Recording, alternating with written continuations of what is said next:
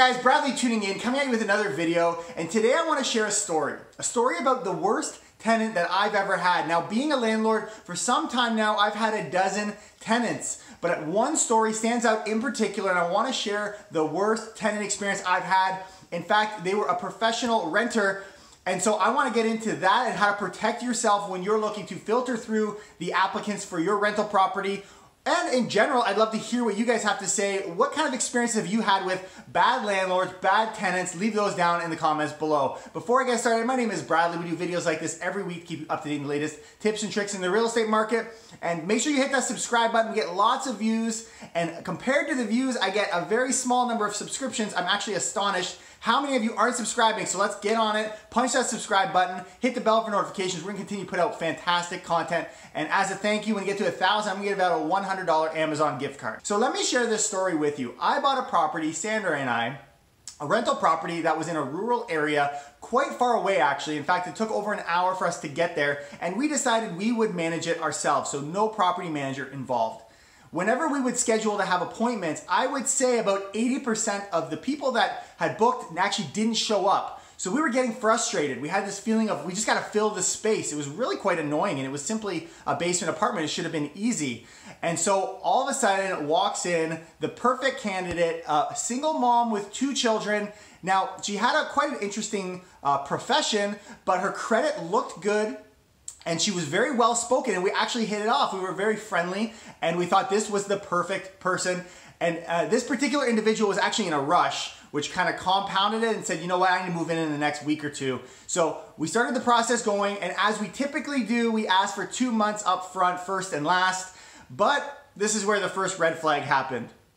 Within a day or 2 before moving into the property, this individual said, you know what, Bradley, I'm sorry, but I only have first and half of last month's rent. Can I get the other half to you in the next couple weeks? Now, we, of course, had compassion. We said, sure, not a problem. So this was really just us kind of taking our gut. Unfortunately, compassion shouldn't get in the middle of this, which we'll get to in a second. We had this individual move in. Everything seemed okay. They hit it off with the other renters in the unit. And a month later was the first of the month and no second month rent. So we said, all right, here we go. So we started kind of following up on emails until we kind of recognized we weren't going to get anything. So we actually started an eviction process. 3rd month came around and still no rent being paid. By that 4th month, the individual was given their date to be moved out, and they moved out, and that everything was, I guess, okay, other than the fact we were back $3,000. But when we went back to the unit on the day of closing, we looked in the space and we found that there was writing all over the walls from the kids. There was a huge mess that took us a day to clean up. Of course, she owed all this money, which wouldn't make sense for us to go to small claims court for, because they're not gonna, I mean, realistically, for any of you who have dealt with the legalities of it, it doesn't make sense. It's just gonna cost too much money. It's not worth it. But what really stuck out to me beyond all of this was there was no way for us to record it with Equifax. Part of our check as a landlord was to verify credit, and we did, and her credit was fine. But that's because individual landlords are not able to register a hit on Equifax for individuals that aren't paying rent, unfortunately.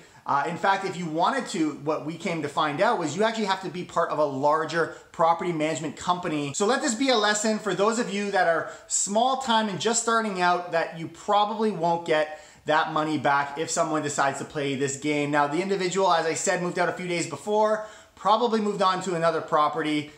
I don't know. We didn't chase them. I have generally found that we don't have issues with tenant. In fact, I would say for good tenants, often you forget you actually have a rental property. But if you get hit with one of these bad tenants, it can really feel like a full-time job and be completely stressful. I know for Sandra and I, we were just butting heads on how to deal with this individual, and there's processes in place that you have to follow, and everything seems to favor the tenant when it comes to getting beat up, which you've probably seen articles. And so this was our scenario of how this happened. So if I were to give you guys some words of advice on how to protect yourself, first off, I would say don't feel rushed. Because we lived far away from this place, we were running back and forth with many appointments not showing up. It was driving us absolutely bonkers. And so we decided, you know what, this person was good enough. So my advice to you is don't settle, don't rush. If you lose a month's rent, it's worth it in exchange for not losing 3 or 4 months rent down the road. I guess you ultimately have to follow your gut, but recognize that this isn't an exercise of compassion. This is a business decision where you're finding someone who is pretty much your employee. They're gonna be paying you that steady income, and if they're not properly suited to do that, don't cut any corners. Even if your heart is telling you to do it, you can help those individuals in other ways. But if you're looking to make money and protect yourself, you have to treat this as a business decision. So I'd love to hear your stories down below as well. Leave them in the comments below. Any interactions you've had with a bad landlord or a bad tenant. I mean, ultimately, we're trying to help each other. We're dealing with housing, which is the most important thing, a roof over your head. But often we get hit with these stories where people are taking advantage. And so I would love to hear some of these stories, and we can learn from each other as a community and maybe understand some of, not necessarily the horror stories, but the education behind it, so that we don't all fall into the same trap. Anyways, I'm gonna leave it there. I'll see you guys next week. Make sure you hit that subscribe button and leave that bell for notifications. I'll see you next time. Take care and keep it real.